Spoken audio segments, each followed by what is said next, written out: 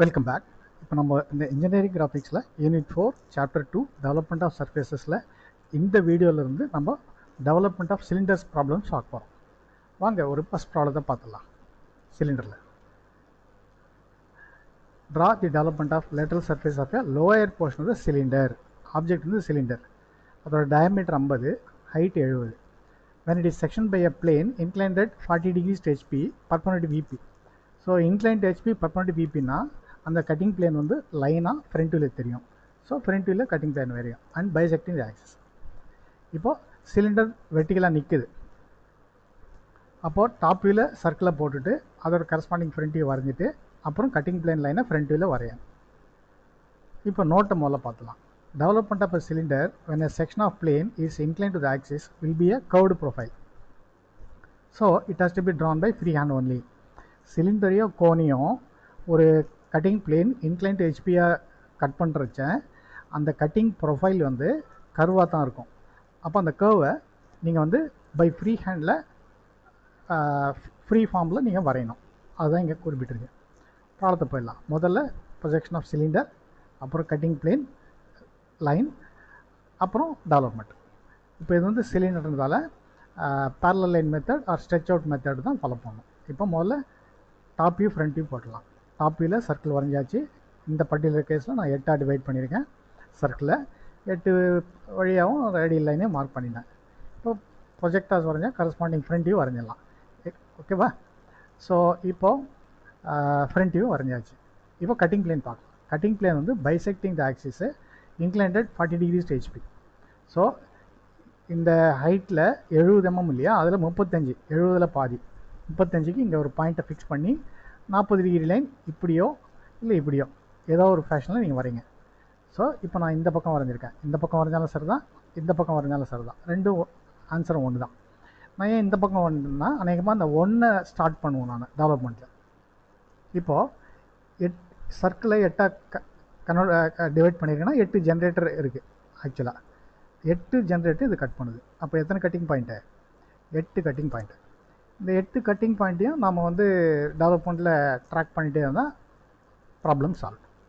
இப்போது portion ரிமைனிங்கை darken பண்ணியாச்சு, portion ரிமூவை லைட்டாக விட்டாச்சு, 8 கட்டிங் பாயிண்ட்ஸு மார்க் பண்ணியாச்சு. A dash, B dash, C dash, D dash, E dash, D பின்னாடி D டேஷ் பின்னாடி D1 டேஷ், C டேஷ் பின்னாடி C1 டேஷ், B டேஷ் பின்னாடி B1 டேஷ், அந்த மாதிரி.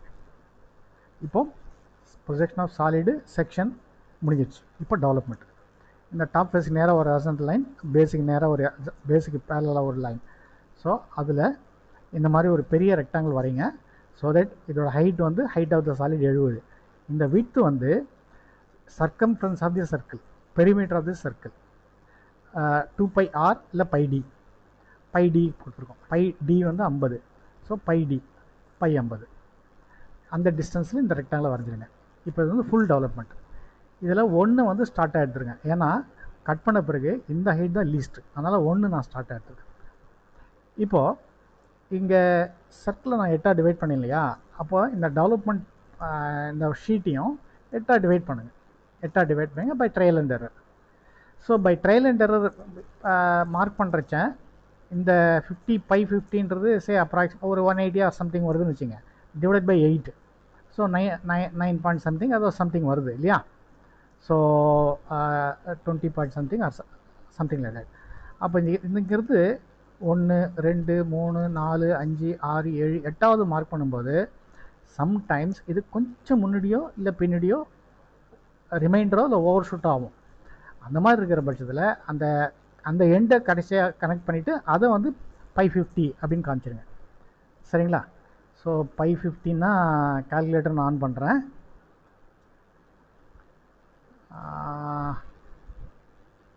π × 50 157. 157 இதை 8 டிவைட் பண்ணணும். ஸோ 19.6 சம்திங் வருது. அப்போது 19.6 காம்போஸாக டிவைடர் செட் பண்ணி இங்கேருந்து 1 2 3 4 5 6 7 8. ஸோ 19.6 அப்படின்றப்போ கரெக்டாக உங்களால் பண்ண முடியாது. அப்போ இங்கே ஏதாவது கொஞ்சம் ஓவர் ஷூட் எக்ஸ்டெண்ட் ஆகி போயிடும், இல்லை கொஞ்சம் ரிமைண்டர் இருக்கும். அதுதான் நான் இப்போ சொல்ல வரேன். அந்த எங்கே முடியுதோ அதில் இந்த ரைட் எக்ஸ்ட்ரீமை போட்டு ரெக்டாங்கில் முடிச்சிருங்க. அதை பை 15 காமிச்சாது, pi D or 2 pi R. So இப்போது ஃபுல் டெவலப்மெண்ட்டும் முடிச்சாச்சு, அதை 8 ஜென்ரேட்டர் சைன்ஸும் காமிச்சாச்சு, இங்கே மார்க்கும் பண்ணியாச்சு 1 2 3 4 5 6 7 8 and 1. இப்போது ஃபுல் டெவலப்மெண்ட்டில் இப்போ கட்டிங் பாயிண்ட்ஸை ட்ரான்ஸ்ஃபர் பண்ணலாம். ஃபார் எக்ஸாம்பிள் ஏ டேஷ் வந்து 1 டேஷ் ஜென்ரேட்டரில் இருக்குது. ஏ டேஷ்லேருந்து ஒரு ஹரிசாண்டல் லைன் வந்தீங்கன்னா இங்கேயும் கேபிட்டல் ஏ கிடச்சிரும். சிமிலர்லி அதே மாதிரி இந்த சேம் வே பி டேஷ்லேருந்து ஒரு லைன் வரைஞ்சிங்கன்னா 2லேயும் வரும் 8லேயும் வரும், பி 2லேயும் வரையும் 8 வரும். அதேமாதிரி சி இங்கே, டி இங்கே, இ வந்து 5 ஒரே ஒரு ஜென்ரேட்டர் அதில் வரும். இப்போது இது எல்லாத்தையும் இந்த ABCDE D1 C1 B1 A இதை வந்து பை ஃப்ரீ ஹேண்டை ஒரே ஸ்ட்ரோக்கில் நீங்கள் வரைஞ்சிங்கன்னா இதுதான் development of the remaining profile. இதை மட்டும் டார்க்கன் பண்ணிவிடுங்க, டாப் போர்ஷனை டார்க்கன் பண்ணாதீங்க, இன்டர்மீடியட் ஜென்ரேட்டர் லைனை டார்க்கனே பண்ணாதீங்க. ஏன்னா இது வந்து ஸ்ட்ரெயிட், இதுவெல்லாம் எட்ஜஸ், இது வந்து வெர்டிகல் எட்ஜ் கிடையாது. நம்ம வந்து டெம்பரரியாக நம்ம பர்பஸ்க்காக இந்த சிலிண்டரை 8ஆக டிவைட் பண்ணுவோம், 8ஆவோ 12ஆவோ நம்ம டிவைட் பண்ணுவோம். அதனால் எக்ஸ்ட்ரீம் எண்ட்ஸை மட்டும்தான் டார்க் பண்ணணும். ஸோ இது ஆன்சர். இந்த ப்ராப்ளம் முடிஞ்சது. இருந்தாலும் இதோட கேடனோட டெவலப்மெண்ட்டாக நான் காட்டுறேன் பாருங்கள். டயமீட்டர் 50, ஹைட் 70 இல்லையா? இப்போ நீங்கள் பார்த்துட்ருக்கிறது ஒரு சிலிண்டர். இந்த சிலிண்டரில் இந்த இடத்துல ஒரு சின்ன ஸ்லிட் இருக்குது பாருங்கள். இது வழியாக நான் ஓப்பன் பண்ண போகிறேன். இது வழியாக ஓப்பன் பண்ண போகிறேன். சைஸ் வந்து 50 70 நான் இங்கே செட் பண்ணிடுறேன்.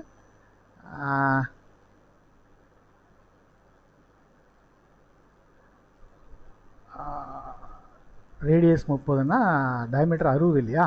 இப்போ 25ன்னு போட்டுறேன். சரியா? தென் இதோட ஹைட் வந்து 70 தான் இருக்குது. ஸோ இதுதான் ரியல் சிலிண்டர். இதோட ஃப்ரண்ட் வியூ இப்படி இருக்குது, டாப் வியூ இப்படி இருக்குது. இது வந்து ஷீட் மெட்டல்ன்றதால ஹோலாக தெரியும் ஷீட் மெட்டல்ன்றதால. இப்போ இதோட ஃபுல் டெவலப்மெண்ட் நான் காட்டுறேன் பாருங்கள். இதுதான் இதோட full development. Full development rectangular plate. இப்போது கட் பண்ணலாம். இந்த கட்டிங் பிளேன் வந்து bisecting the point axis, that is 35 mm from the base, 40 degree இல்லையா? இங்கே கொடுப்போம். ஆ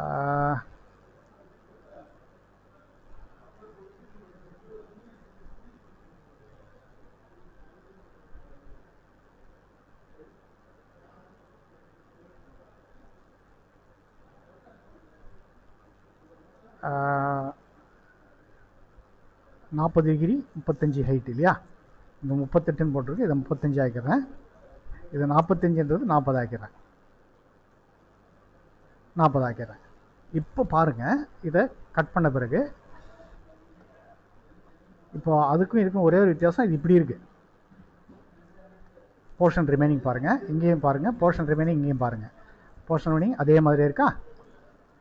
இப்போது இப்படி தான் இருக்குது. மடக்கின பிறகு ஃபோல்ட் பண்ண பிறகு இப்போது இது வந்து இப்படி இருக்குது, சிலிண்ட்ரிக்கல் ஃபார்மில் இருக்குது. இப்போ அன்ஃபோல்ட் பண்ணலாம், டெவலப் பண்ணால் உங்களுக்கு ஃப்ளாட் ஷீட்டாக மாறிடும். இப்போ இங்கே பாருங்கள், இப்போ ஃப்ளாட் ஷீட் எப்படி இருக்கு பாருங்கள்.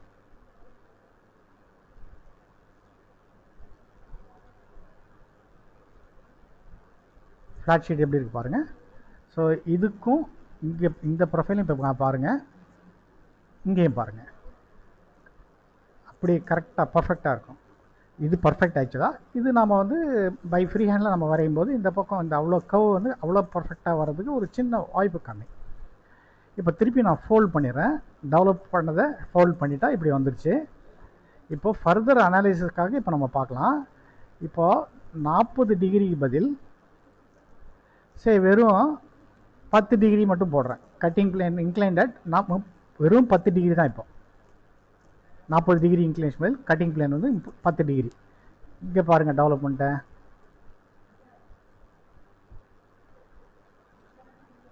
டெவலப்மெண்ட் எப்படி இருக்கு பாருங்கள். சப்போஸ் 40 டிகிரிக்கு 10 டிகிரிக்கு பதில் 10 டிகிரிக்கு இணையாக கொடுத்துருக்கேன் இல்லையா, அதுக்கு பதில் 60 டிகிரி கொடுத்து பார்க்கலாம். 60 டிகிரினா டாப் ஃபேஸையும் கட் பண்ணுது, பேஸையும் கட் பண்ணுது. வருதான்னு பார்க்கலாம் இருங்க. இது வந்து சம்டைம் இப்படி போகுது இல்லையா.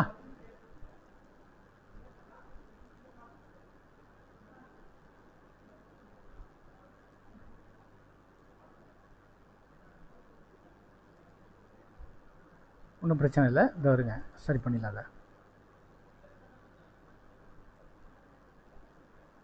இப்போ இப்படி கட் பண்ணிடுச்சு. இப்போ பார்த்தீங்கன்னா இந்த மாதிரி இருக்குது. பேஸையும் கட் பண்ணுறதால இப்படி இருக்குது. இப்போ இதை டெவலப் பண்ணி பார்க்கலாமா. 60 டிகிரியாக இருக்க பட்சத்தில் டாப் ஃபேஸ்லேயும் என்ட்ரி ஆகிடுச்சு, பேஸ்லேயும் கட் பண்ணிடுச்சு. இப்போ இதை ஃப்ளாட்டன் பண்ணி பார்க்கலாம் வாங்க.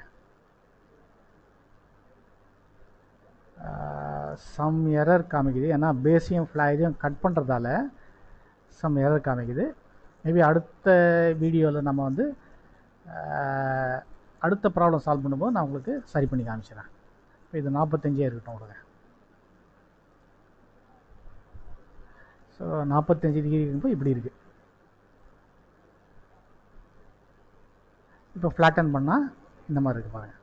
இது முன்னாடி பழைய ப்ராப்ளம் 40 டிகிரி, இந்த இதில் 45 டிகிரி பண்ணியிருக்கேன்.